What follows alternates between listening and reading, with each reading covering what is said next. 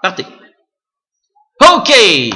Alors, le but de ce petit vidéo, c'est de vous présenter Process Explorer. Alors, habituellement, avec Windows, on a le gestionnaire de tâches qui est natif de Windows, qui nous permet justement de voir grossièrement ce qui roule présentement dans notre ordinateur, mais de façon vraiment peu explicite, si on veut. Malgré que depuis Windows 7, maintenant, on a une description qui a été une belle amélioration auprès de Microsoft, de rajouter une description de chacun des processus. Anciennement, avec Windows XP, chacun des processus, on devait les chercher sur Internet pour savoir à quoi ils servaient. Maintenant, avec Windows 7, on n'a pas besoin de ça. Alors, ce qui existe aussi comme alternative au gestionnaire de tâches, et en passant, sachez que le gestionnaire de tâches, un virus peut vous empêcher l'utilisation du gestionnaire de tâches. Quand vous allez essayer de faire clic droit, démarrer le gestionnaire de tâches, il va vous dire vous n'avez pas les autorisations de démarrer le gestionnaire de tâches. Évidemment, le virus ne veut pas se faire supprimer. Fait que c'est bon d'avoir une alternative à ça.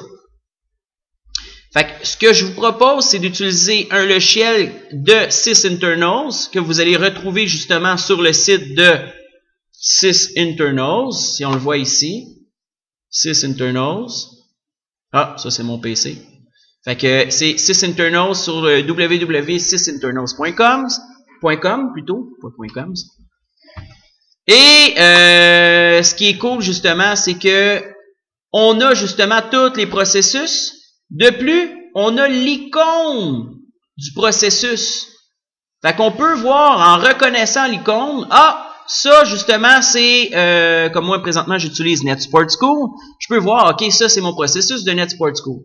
De plus, on a la description de, je vais cliquer dessus pour qu'il arrête de bouger. Fait que si je m'en vais sur mon NetSport School, qui est ici, j'ai en plus la description NetSport School.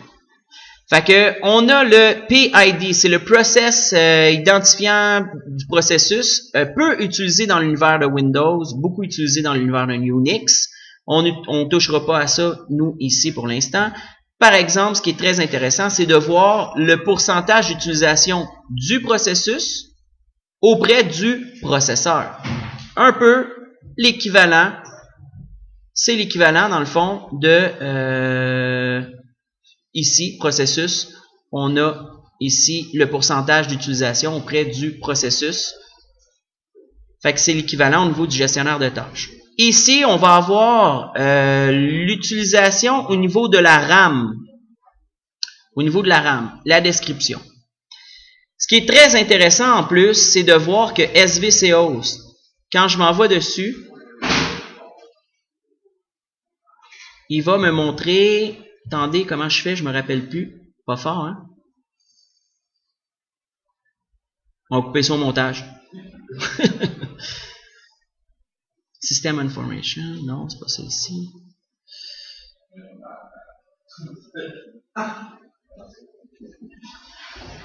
Allez, je vais mettre ça sur pause. 30 secondes. Ah non, c'est même pas ça que je vais faire.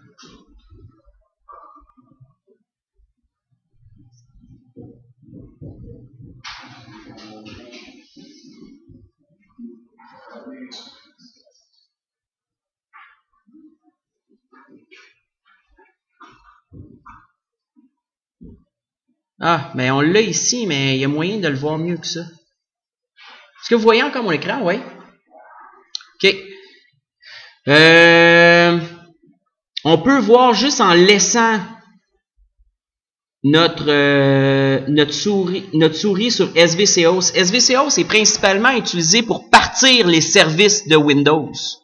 Principalement, il sert à ça, svcos.exe.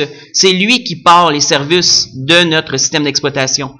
Et quand on laisse notre souris dessus, on peut voir justement, on peut voir ici quel service il part. Ça, c'est un. Il y en a d'autres, SVCOS. Si je m'en vais dessus, on a si je laisse ma souris, je peux voir, il va partir prise en charge du Bluetooth.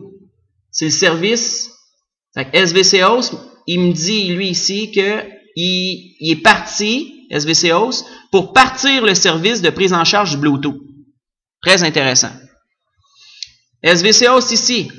Connectivité d'appareil Windows Mobile 2003. Connectivité de l'appareil Windows Mobile. Fait que ce SVC Host-là me permet de partir le service. Fait que ça devient très intéressant ici. Fait qu'on pourrait aller questionner chacun des SVC Hosts en les plaçant en ordre alphabétique. J'ai juste cliqué sur le nom de la colonne et aller voir à chacun c'est quoi les services qui partent. Il y a un service bizarre. Mettons, tu arrives sur un, il y a un service bizarre qui est parti. On se rend compte que c'est le service qui est responsable du virus. On pourrait arrêter le SVC Host, arrêter après ça notre virus à partir de là. C'est bon? Ce qui est ce qui est très avantageux d'utiliser Process Explorer, c'est justement quand on clique ici sur le pourcentage du processeur. Si on avait justement un processus qui demandait totalement, on se rend compte qu'il y a un processus qui demande beaucoup au processeur, on veut savoir c'est lequel, on se rend compte que le processeur est dans le tapis.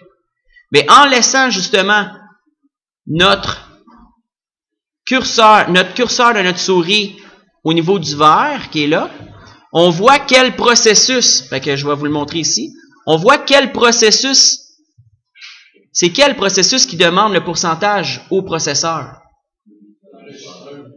Fait que là, présentement, justement, c'est parce que je suis en train d'enregistrer.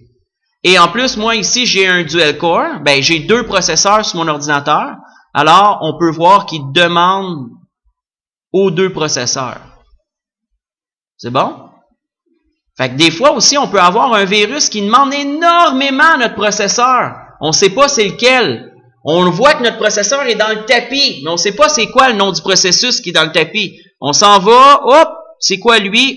C'est encore, c'est mon virus qui est là. C'est bon? On peut voir aussi au niveau de la mémoire.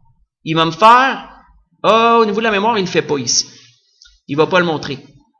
Par contre, si je m'en vais au niveau, je vais juste aller voir ici, au niveau du network, très intéressant aussi de voir, quand je m'en vais ici, quel processus est en train de demander au niveau de mon network.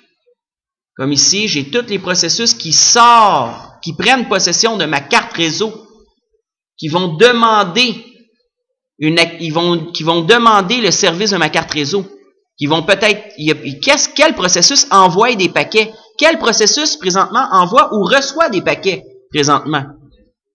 Fait que si on regarde ici, j'ai USB Server, c'est justement mon processus qui me permet de prendre possession de du projecteur dans classe.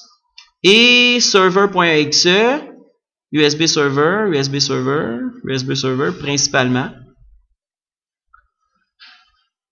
Et on pourrait voir aussi Recorder. Ça, c'est au niveau du disque, au niveau du network ici.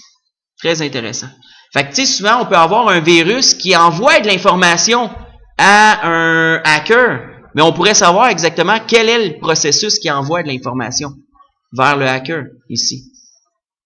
Très intéressant. Et GPU, qu'est-ce qu'il demande présentement? On peut voir ici qu'est-ce qu'il demande présentement au Graphical Processor Unit. Fait que on peut voir quel processus demande au niveau de ma carte graphique. Tout ça, toutes ces fonctionnalités-là, on ne peut pas les voir avec notre gestionnaire de tâches qui est natif de Windows. C'est bon? Fin du vidéo.